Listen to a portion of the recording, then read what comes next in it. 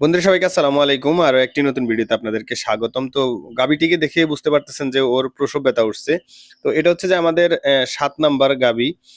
মাশাআল্লাহ এটা হচ্ছে যে আমাদের খামারের সবচেয়ে বেশি বাছুর দিছে আরকি।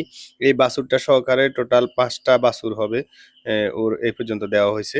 তো মূলত হচ্ছে যে একেবারে আপনার আসরের পরই দেখা গেছে ওর ব্যথাটা শুরু হইছে। কিন্তু ব্যথাটা খুব মানে একেবারে কম ছিল। তো আমরা ভেবে নিছি যে আস্তে হয়তোবা ব্যথাটা আস্তে বাড়তে পারে। কিন্তু পরবর্তীতে দেখলাম যে না, যত সময় যাচ্ছে তত মানে ওর ব্যথাটা মনে হচ্ছে যে মানে তীব্র হওয়া থেকে মানে হচ্ছে না আরকি, তীব্র হচ্ছে না। তো এই কারণে হচ্ছে যে আমরা বারবার চেষ্টা করতেছিলাম যে আসলে হাত দিয়ে দেখতে যে ওর বাছুরটা আসলে কোন পজিশনে আছে এবং কতটুক দূরত্বে আছে আরকি। তো মূলত হচ্ছে দেখার পর আমরা যতটুকু বুঝতে পারলাম সেটা হচ্ছে যে বাছুরটা বেশি দূরত্বের ভিতরে নাই, কিন্তু সমস্যা হচ্ছে যে ওর বাছুরটা মানে উল্টা ছিল। মানে ওর হচ্ছে যে আপনার পাটা একেবারে উপরের দিকে ছিল হচ্ছে আরকি, মাথাটা একেবারে নিচে। তো এই অবস্থায় আপনি যদি বাছুর আনতে যান অনেক সময় সমস্যা হওয়ার সম্ভাবনা থাকে। তো যাই হোক, অপেক্ষা করতে চিন্তা করলাম যে বাছুরটা যদি গাভীটা শোয়, সেক্ষেত্রে বাছুরটা হয়তো ঘুরে যেতে পারে। কারণ এর আগে আমাদের একটা কিছুদিন আগে ৪ নাম্বার গাভীর বাছুর এরকম হয়েছিল, মানে উল্টা ছিল। পরে যখন ও ২ বার শুইছে, শোয়ার পরে উঠে দাঁড়ানোর পর থেকে ওর বাছুরটা মানে ঠিক পজিশনে চলে আসছে আরকি। তো মূলত হচ্ছে ও শুইতে পারতেছে না। মাশাআল্লাহ ওর ওলানটা অনেকটা বড় হয়ে গেছে। এ কারণে ও ভয়ে শুইতেছে না আরকি। তো যখন পরবর্তীতে একবার শুইছিল ঠিক মাগরিবের পরে, কিন্তু ওর ব্যথাটার তীব্রতাটা মানে ব্যথা অনেকটা কম আরকি। তো এই কারণে মূলত হচ্ছে যে যেরকম আপনার একটা গাভী যদি বাছুর দিবার আগে আপনার যে ব্যথাটা উঠে ও অনেক জোরে হচ্ছে যে শুল দেয়। কিন্তু এই ধরনের কোনো সিম্পটম ছিল না। তো মূলত হচ্ছে এই কারণে আমরা চিন্তা করতেছিলাম হয়তোবা ব্যথা আস্তে আরো বাড়বে। কিন্তু যতই ধরেন রাত হয়ে যাচ্ছে, ততই মানে আমাদের মানে চিন্তায় ঢুকে যাচ্ছে আরকি। পরে আমি আরো একবার টেস্ট করলাম যে ওর বাচ্চাটা এখন পজিশনটা কোথায় আছে আরকি। তো মূলত হচ্ছে যে সেম আগের জায়গাতেই আছে এখন, আগের অবস্থানেই ছিল।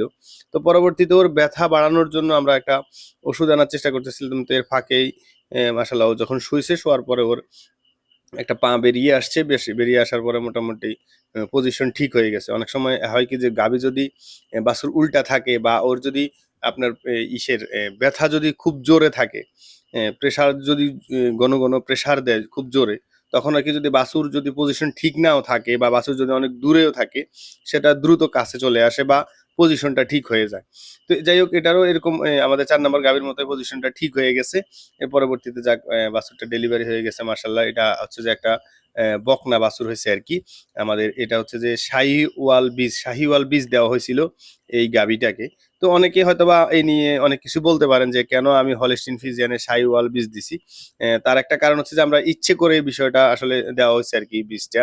মূলত হচ্ছে যে আমাদের এই গাভীটা এর আগে আরো ৪ বার আমাদের খামারে বাছুর দিছে। প্রত্যেকটা বাছুরই হচ্ছে যে ষাঁড় বাছুর হইছে এবং কি ভালো মানের বাছুর হইছে।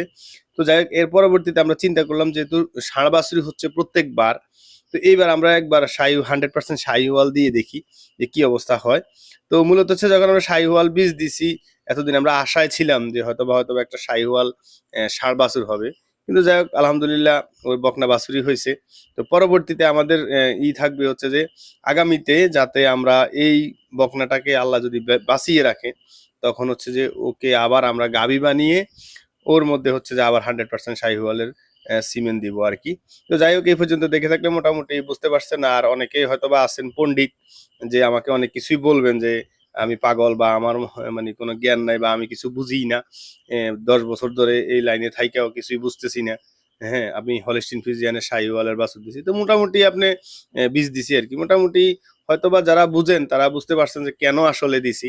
আর কিছু পাগল আছে আসলে, ওদেরকে যদি আপনি যতভাবেই বলেন বুঝানোর কোনো কায়দাই থাকে না। আর সমস্ত বিজ্ঞানী বলেন আর হচ্ছে মনোবিজ্ঞানী বা বিভিন্ন বিজ্ঞানী বলেন বা গরু বিজ্ঞানী বলেন, সবই আসলে মোটামুটি ফেসবুকে বা অনলাইনে পাওয়া যায় আরকি। তো যাই হোক, ঐরকম বিজ্ঞানী যদি কেউ আমার এখানে থেকে থাকেন, আশা করি যে সাড়া দিবেন। মানে সাড়া কিভাবে দিবেন সেটা অবশ্যই বুঝতে পারতেছেন। যে বাজে যত রকমের কমেন্ট আছে, একমাত্র ওই ধরনের মনোবিজ্ঞানী বা গরু বিজ্ঞানীরাই করে থাকে আরকি। যাই হোক, পাগলে কিনা বলে আর ছাগলে কিনা খায়, অত কিছু শুনলে হবে না। আমি এতটুকু মনে করি যে আমার ভিডিও দেখার পরে যাদের কিঞ্চিৎ পরিমাণ উপকারে আসে, মূলত হচ্ছে যে তারাই আমার ভিডিও দেখুক। আর যারা একেবারে অনেক কিছু বেশি বুঝে, তারা আশা করি যে আমার ভিডিও না দেখলেই আমি মানে উপকৃত হব আর কি, মানে ধন্য হব। কারণ হচ্ছে ভাই আপনি যদি এত কিছুই বুঝেন তাহলে ভিডিওর টাইটেল দেখলেই তো বুঝতে পারেন যে এই লোকটা ভিতরে কি বলতে পারে। হ্যাঁ, তাহলে আপনি আমার ভিডিও দেখার কোনো মানেই হয় না। দেখা হবে অন্য কোনো ভিডিওতে অন্য কোনো বিষয় নিয়ে। আজকের মতো এখানে বিদায়। আসসালামু আলাইকুম রহমতুল্লাহি ওয়া বারাকাতুহু।